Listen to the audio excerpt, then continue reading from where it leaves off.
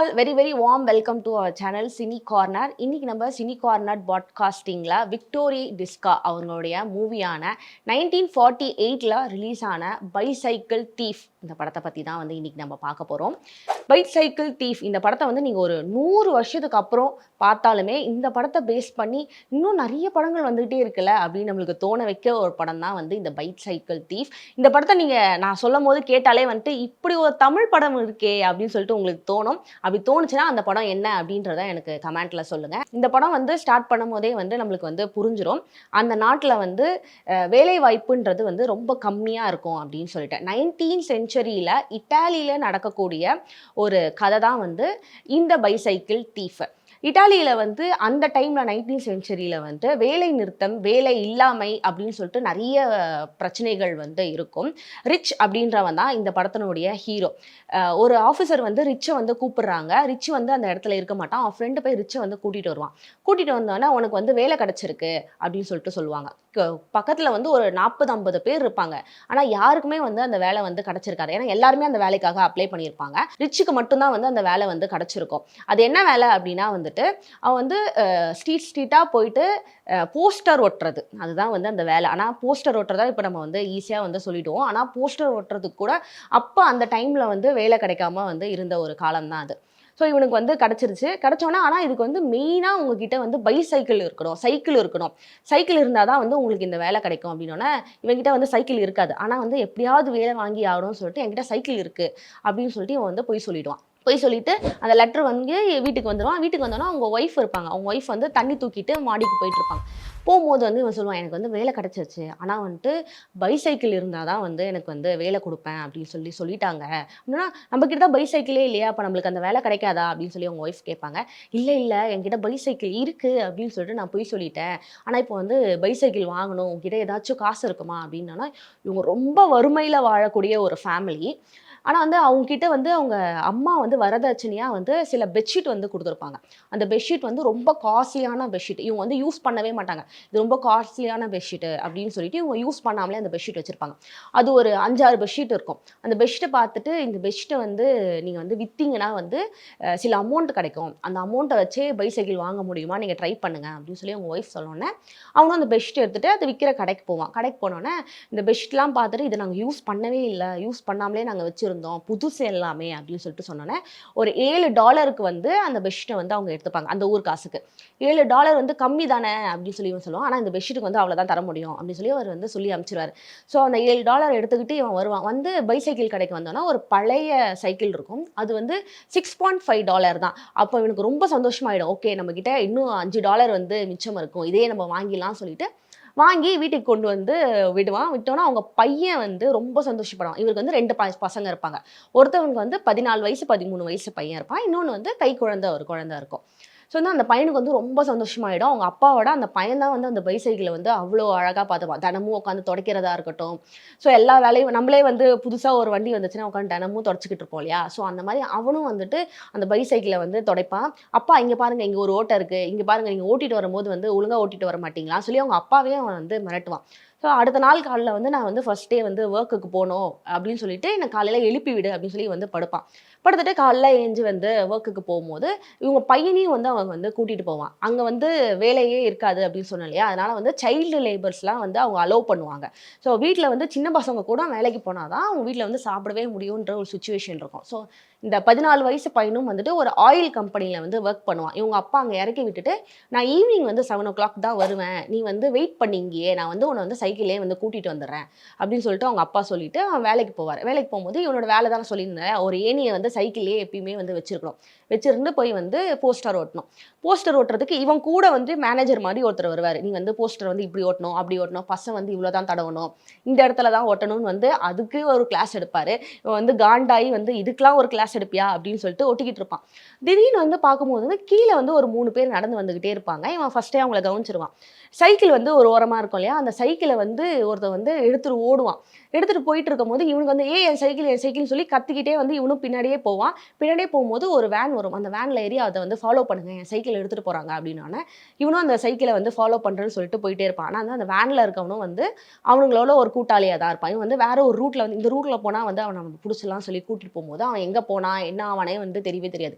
இவன் வந்து அங்கேருந்து இறங்கி நடந்து வந்துக்கிட்டே இருப்பான். அப்போ தான் அவனுக்கு வந்து தோணும், நம்ம பையனை வந்து அங்கே உட்கார சொல்லணும் இல்லையா, டைம் ஆகிடுச்சு, அவன் உட்காந்துருப்பான், சரி நம்ம வீட்டுக்கு போகலாம், வீட்டுக்கு போயிட்டு என்ன பண்ணுறதுன்னு சொல்லி யோசிக்கலாம் அப்படின்னு சொல்லிட்டு வீட்டுக்கு போகும்போது அந்த பையனை வந்து கூட்டிகிட்டு போகும்போது அந்த பையன் கேட்பான், அப்பா சைக்கிள் எங்க, சைக்கிள் இல்லாமல் எப்படி வரீங்க, சைக்கிள் எங்கே விட்டு வந்தீங்க அப்படின்னு கேட்கும்போது, சைக்கிள் வந்து பஞ்சர் ஆகிடுச்சு, நான் வந்து கடையில் வந்து விட்டு வந்திருக்கேன், நாளைக்கு காலையில் வரும்போது நான் வந்து அதை கொண்டு வந்துடுவேன், ஸோ இப்போ நம்ம வந்து பஸ் பிடிச்சி போய்க்கலாம் அப்படின்னு சொல்லி பஸ் பிடிச்சிட்டு போவாங்க. வீட்டுக்கு போனோன்னா இவனுக்கு வந்து என்ன பண்ணுறதுன்னு தெரியாமல் வீட்டில் ஒய்ஃப் கிட்டேயும் சொல்ல மாட்டான். ஒய்ஃபும் வந்து கேட்பாங்க, பஞ்சர்னு சொல்லிட்டு போய் சொல்லிட்டு நான் போய் என் ஃப்ரெண்டை பார்த்துட்டு வரேன் அப்படின்னு சொல்லிட்டு போவான். ஃப்ரெண்டு வந்து ஒரு ட்ராமா ஆர்டிஸ்ட்டாக வந்து ஒர்க் பண்ணிட்டு இருப்பாரு.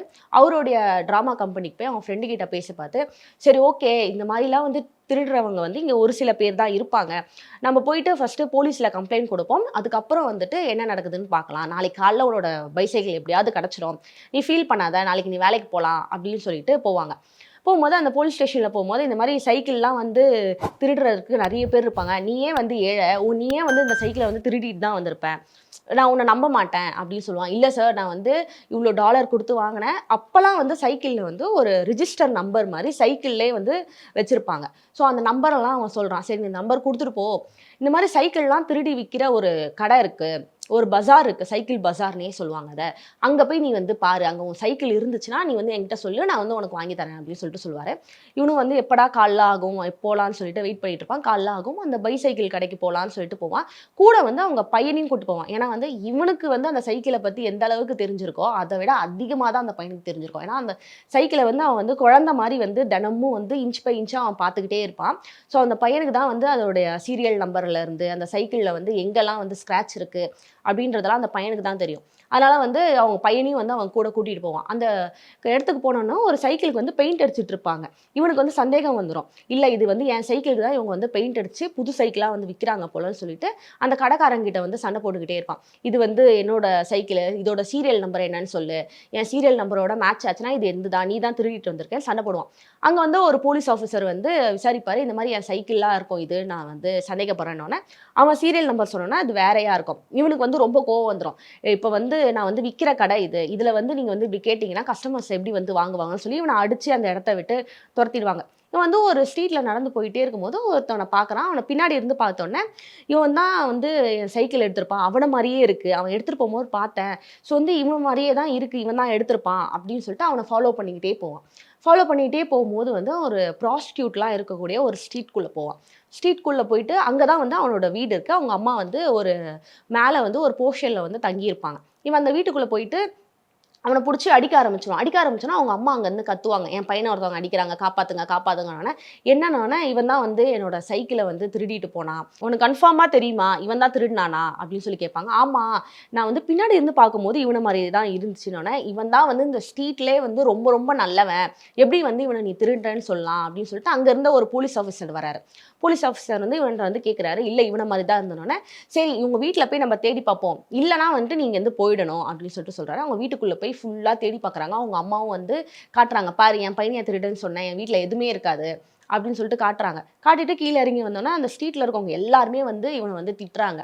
திட்ட பார்த்து அந்த கடையில் வந்து சைக்கிள் பெயிண்ட் அடிச்சிருந்தாலே அவனும் வரான். இப்படி தான் வந்து என்னோட கடையிலையும் வந்து இவன் பிரச்சனை பண்ணான், இவன் மேலே தான் சந்தேகமாக இருக்குது, இவன் ஏதோ வந்து தப்பு பண்ணிவிட்டு நம்ம மேலே வந்து பழிய போட வரான் அப்படின்னு சொல்லிட்டு அங்கேருந்து அவனை வந்து அடித்து துரத்திடுவாங்க. துரத்திட்டோன்னே இவனுக்கு வந்து அவங்க பையனுடைய ஞாபகம் வரும். ஆமாம்ல, நம்ம பையனை வந்து இன்னொரு இடத்துல வந்து நிற்க வச்சுட்டு வந்தோம் இல்லையான்னு சொல்லிட்டு அவன் பையன்கிட்ட போயிட்டு அங்கேருந்து 2 பேரும் வந்து உட்காந்துட்டு இருப்பாங்க. மழை வரும்னு சொல்லிட்டு ஒரு இடத்துல வந்து நின்றுட்டு இருப்பாங்க. அங்கே ஒருத்தவனை பார்ப்பாங்க, இவனும் திருடனா இருப்பானான்னு சொல்லிட்டு அவனை ஃபாலோ பண்ணிட்டு அவங்க அப்பா வந்து போயிட்டே இருப்பார். இந்த பையனுக்கு வந்து இந்த பையன்கிட்ட எதுவுமே சொல்லவும் மாட்டார். இவன் வந்து பின்னாடியே அவங்க அப்பாவை துரத்துக்கிட்டே போயிட்டே இருப்பான். ஸோ அவனும் வந்து மிஸ் ஆகிடுவான். இவருக்கு என்ன பண்ணுறதுனே தெரியாமல் ஒரு ஸ்ட்ரீட்டில் வந்து உட்காந்துட்டு இருப்பார். உட்காந்துட்டு இருக்கும் போது வந்து ஒரு கவர்மெண்ட் ஆஃபீஸர் ஆஃபீஸு. அந்த ஆஃபீஸுக்கு வெளியே வந்து ஃபுல்லாக சைக்கிளாக வந்து நிறுத்தி வச்சுருப்பாங்க. இவனுக்கு வந்து என்ன தோணும்னா, நம்ம சைக்கிள் வந்து ஒருத்தன் திருடிட்டு போயிட்டான். ஸோ வந்து இங்கேருந்து நம்ம ஏன் ஒரு சைக்கிள் திருடக்கூடாது? ஏன்னா நம்மளுக்கு வேலை வேணும். வேலை வேணும்னா நம்மளுக்கு சைக்கிள் வேணும். ஏன் நம்ம சைக்கிள் வந்து இங்கே திருடக்கூடாது? அப்படின்னு சொல்லி யோசிச்சுக்கிட்டே இருப்பான். பக்கத்தில் வந்து அவன் பையன் இருப்பான் இல்லையா? பையன் முன்னாடி எப்படி திருடுறது? அப்படின்னு சொல்லிட்டு இவனுக்கு வந்து கொஞ்சம் ஒரு மாரி கில்ட்டா இருக்கும். ஆனா நம்மளுக்கு வேலை வேணும்னா இது பண்ணி தான் ஆகணும் அப்படின்னு சொல்லிட்டு, அவன் பையன வந்து ஒரு ஷாப்ல உட்கார வச்சுட்டு அவனுக்கு வந்து சாப்பாடு வாங்கி குடுப்பாரு. நம்ம ஃபர்ஸ்ட்டு சாப்பிடலாம், சாப்பிட்டு வீட்டுக்கு போலாம். சைக்கிள் இல்லனாலும் பரவால்ல அப்படின்னு சொல்லிட்டு சாப்பிட வைப்பார். சாப்பிட வைக்கும்போது பக்கத்துல வந்து ஒரு ரிச் பெர்சன் இருப்பாரு. அவங்க பசங்களுக்கு வந்து சாப்பாடு வாங்கி குடுத்துருப்பாரு. இந்த பையன் வந்து அத வந்து ஏக்கமா பார்ப்பான். ச்சே நம்ம வயசு தானே அந்த பசங்களும். அவங்க மட்டும் வந்து நல்ல சாப்பாடு சாப்பிடுறாங்க. நம்ம வந்து ஏதோ கிடைச்சத சாப்பிட்டுட்டு இருக்கோமே சொல்லி ரொம்ப ஃபீல் பண்ணுவான். இத பார்த்துட்டு அவங்க அப்பாவுக்கு வந்து ரொம்ப ஃபீல் ஆயி, ஓகே நம்ம அந்த சைக்கிள வந்து திருடணும். எடுத்துட்டு வந்துருவோம். எடுத்துட்டு வந்துட்டு அதுக்கப்புறம் என்ன நடக்குதோ அத நம்ம பார்த்துக்கலாம்னு சொல்லிட்டு அந்த ஸ்ட்ரீட்டுக்கு போவாரு. பையன வந்து இங்கேயே உட்கார வச்சுட்டு அந்த ஸ்ட்ரீட்டுக்கு போவாரு. அங்க வந்தவங்க எல்லாருமே ஆஃபீஸ் முடிச்சுட்டு அந்த சைக்கிள எல்லாரும் எடுத்துட்டு போயிடுவாங்க. ஒரே ஒரு சைக்கிள் மட்டும் இருக்கும். இவன் போயிட்டு அவங்க யாரும் இல்லன்னு சொல்லி சைக்கிள எடுத்துட்டு வர பார்த்து அந்த சைக்கிளோடைய ஓனர் வந்து பார்த்துருவாரு. பார்த்துட்டு வந்து திருடன் திருடன் இவன புடிங்க அப்படின்னோன, அங்க வந்தவங்க எல்லாருமே புடிச்சு இவன அடிக்க ஆரம்பிச்சுருவாங்க. இவன அடிச்சு, இல்ல இவன் வந்து திருட வந்திருக்கான். இவன வந்து போலீஸ்ல வந்து ஒப்படைக்கணும் அப்படின்னு சொல்லி பேசிட்டு பயங்கரமா அடிப்பாங்க.